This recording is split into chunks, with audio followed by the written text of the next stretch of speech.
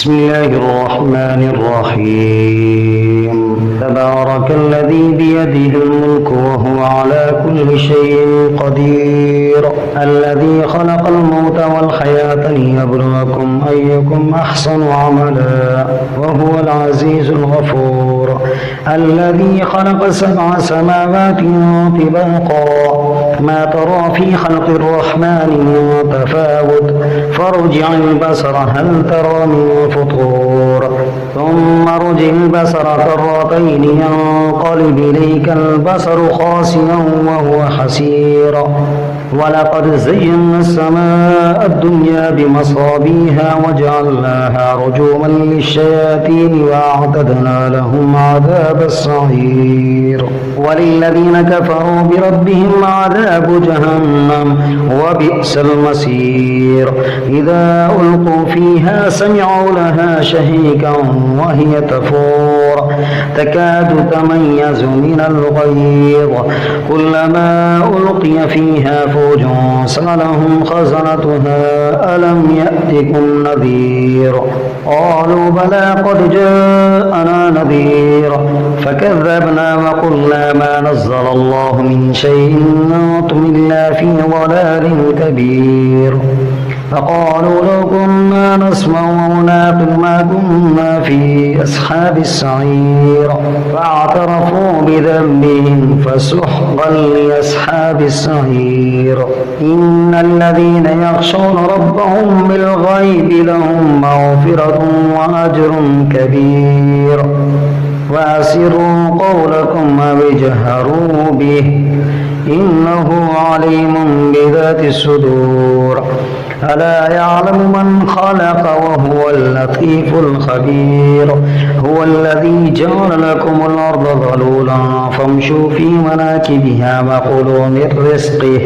وإليه النشور أأمنتم من في السماء أن يخسف بكم الأرض فإذا هي تمور أم أمنتم من في السماء أن يرسل عليكم حاسبا فستعلمون كيف نذير ولقد كذب الذين من قبلهم فكيف كان نكير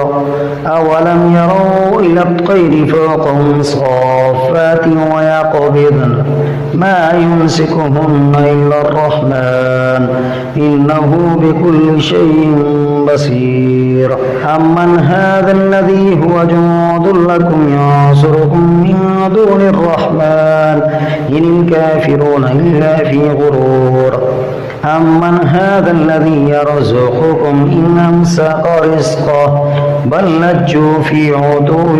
ونفور أفمن يمشي مكبا على وجهه أهدى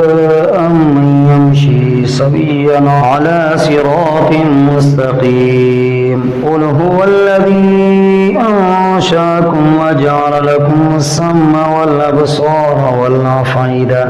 قليلا ما تشكرون قل هو الذي ذرأكم في الأرض وإليه تحشرون ويقولون متى هذا الوعد إن كنتم صادقين قل إنما العلم عند الله وإنما أنا نذير مبين فلما رأوه زلفة سيئت وجوه الذين كفروا